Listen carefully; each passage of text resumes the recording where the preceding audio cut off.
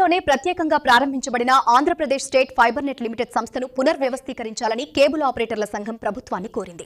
వినియోగదారుల సంఖ్య క్రమంగా తగ్గిపోవడానికి సంస్థ విధానాలే కారణమని వారు ఆరోపిస్తున్నారు.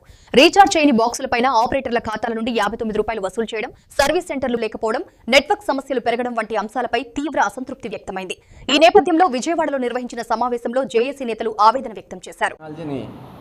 తీసుకొచ్చి ప్రతి పేదవాడికి నెట్, కేబుల్ టీవీ, టెలిఫోను అతి తక్కువ ధరకే అందించాలనే మీ సంకల్పానికి ముందు ప్రతి ఆపరేటర్ తరపుని మీకు ధన్యవాదాలు తెలియజేసుకుంటున్నాం. మీరు తలపెట్టిన ఈ ఏపీఎస్ఎఫ్ఎల్ అనే సంస్థ చాలా వినూత్నమైనదిగా భావించి ప్రతి ఆపరేటర్ కూడా మీరిచ్చిన పిలుపుని ఒక భరోసాగా తీసుకుని అతి తక్కువ కాలంలోనే 12 లక్షల వరకు కనెక్టివిటీ వేసిన ఘనత ప్రతి ఆపరేటర్ కూడా దాన్ని చాలా గర్వంగా చెప్పుకుని స్టేజ్కి మమ్మల్ని తీసుకెళ్లారు.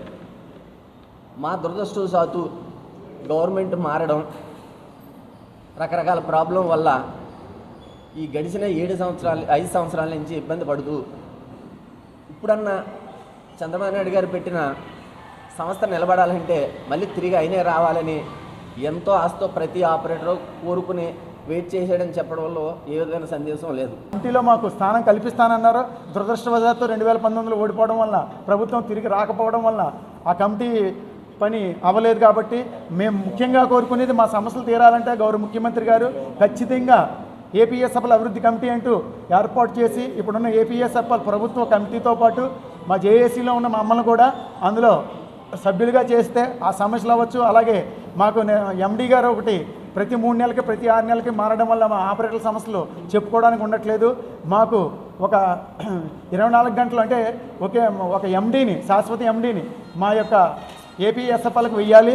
ముఖ్యంగా ₹59 సమస్య అయితే మాకు చాలా ఘోరంగా ఉంది. ఆపరేటర్ల జేబుల నుంచి ప్రతిరోజు పోతున్నాయి. కాబట్టి కాలం చెల్లిన అంటే 84 నెలలు మరి ఎప్పుడైతే తీరిపోయిందో ఆ బాక్స్ ఆటోమేటిక్గా ఈఎంఐ కట్ అవ్వకుండా ఉండాలి. సస్పెండ్ బాక్సులు ఎట్లా మా జేబుల నుంచి కట్టించుకున్నారు. ఇదైతే చాలా దుర్మార్గం, చాలా ఇబ్బందికరమే. ఆపరేటర్లు అందరూ కూడా రోడ్డు మీద పడిపోయారు. లక్షల్లో పెట్టుబడిన వాళ్ళు, ఆల్రెడీ టెక్నీషియన్లుగా మిషన్లు కొనుక్కున్న వాళ్ళు అందరూ కూడా పనులు లేక, ఉపాధి లేక మరలా ఉంది. సో ఏపీఎస్ఎఫ్ఎల్ డెవలప్ అయితే అనేక వేల మందికి, లక్షల మందికి మరి ఉపాధి కూడా కల్పించిన వారు అవుతారు. కాబట్టి గౌరవ ముఖ్యమంత్రి గారు ఖచ్చితంగా ఏపీఎస్ఎఫ్ఎల్ అభివృద్ధిలో మమ్మల్ని భాగస్వామ్యం చేస్తూ తగిన నిర్ణయం తీసుకుని తొందరలోనే మా కమిటీని పిలుస్తారా మీ యొక్క మీడియా మిత్రుల ద్వారా తెలియజేసుకుంటాం. Internet, land phone plus channels మూడింటిని కలిపి భారతదేశంలో కానీ ఎక్కడ కూడా లేనటి విధంగా ఇవ్వడం జరిగింది. ఆ యొక్క టెక్నాలజీని అందిపుచ్చుకోవడానికి ఆపరేటర్ మిత్రులు కూడా వారి యొక్క శాయశక్తిలో ట్రై చేసి పెట్టుబడి పెట్టి దాన్ని అతి తక్కువ కాలంలో 10 లక్షల నుంచి 12 లక్షల కనెక్టివిటీకి తీసుకెళ్ళడం జరిగింది. కానీ కొన్ని అనివార్య కారణాల వల్ల, ప్రభుత్వం మారటం వల్ల అప్పుడు మీరు స్థాపించినప్పుడు ₹235 ఉంది. ₹235 నుంచి ₹350 చేయటం వల్ల ప్లస్ నెట్ స్పీడ్ సరిగ్గా లేకపోవడం వల్ల ఛానల్స్ సరిగ్గా కొన్ని తీసేయడం జరుగుతుంది.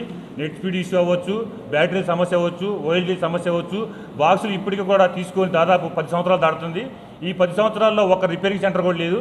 ఎక్కడ కూడా బాక్స్ చెడిపోతే రిపేర్ చేయించుకోవడానికి ప్రైవేట్ వ్యక్తులు దాన్ని సర్వీస్ సెంటర్ ఉపయోగించుకొని ఆపరేటర్ల దగ్గర నుంచి బాక్స్ రిపేరింగ్కి దాన్ని ₹1000, 500, 300, 600 క్యాచ్ చేస్తున్నారు తప్ప ప్రభుత్వం తరపు నుంచి ఎటువంటి రిపేరింగ్ సెంటర్ లేదని, దాన్ని కూడా ఏర్పాటు చేయాలని మేము చాలాసార్లు సంబంధిత అధికారులకి రిప్రజెంటేషన్ ఇవ్వడం జరిగింది. అదేవిధంగాను మా యొక్క బాధలను తెలుసుకోవాలనే ఉద్దేశంతో ప్రతి ఒక్క రాజకీయ నాయకులకి, ఎమ్మెల్యే గారికి, మినిస్టర్ గారికి మెమరాండం కూడా ఇవ్వడం జరిగింది. ఇంతవరకు సీఎం గారికి కూడా ఆల్రెడీ 2-3 సార్లు కలిసాము. కానీ ఇంతవరకు ఎటువంటి పురోగతి లేదు. ఇటువంటి క్రమంలో ఆపరేటర్లు వాళ్ళ యొక్క జీవన వృత్తిని కొనసాగించలేని పరిస్థితుల్లోకి వెళ్ళిపోతున్నారు. ఎందుకంటే రీఛార్జ్ చేయని బాక్సులకు కూడా ₹59 అనేది ఈఎంఐ రూపంలో నుంచి దాన్ని రెంటల్ రూపంలో కన్వర్ట్ చేయడం వల్ల బాక్స్ రీఛార్జ్ చేయకపోయినా కూడా ఆటోమేటిక్గా ఆపరేటర్ యొక్క అకౌంట్లో నుంచి డబ్బులు తీసుకుంటున్నారు. తెల్లవారగానే ఆపరేటర్లు 30 రోజులు దాటిన తర్వాత, 30 రోజులు కాలపరిమితి అయిపోయిన తర్వాత బాక్స్కి ఈఎంఐ రెంటల్ రూపంలో ₹60 తీసుకోవడం జరుగుతుంది. అప్పుడు మా యొక్క బ్యాలెన్స్, అకౌంట్లో ఉన్న బ్యాలెన్స్ మైనస్లోకి వెళ్ళిపోతే కస్టమర్ దగ్గర రీఛార్జ్ చేయించుకోవాలంటే మాకు ఇబ్బంది అవుతుంది. కాబట్టి మా యొక్క సమస్యల్ని మీరు త్వరగా పరిష్కరించాలని ఆల్రెడీ మా ఆపరేటర్లు కూడా చాలా అసహనంతో ఉన్నారు.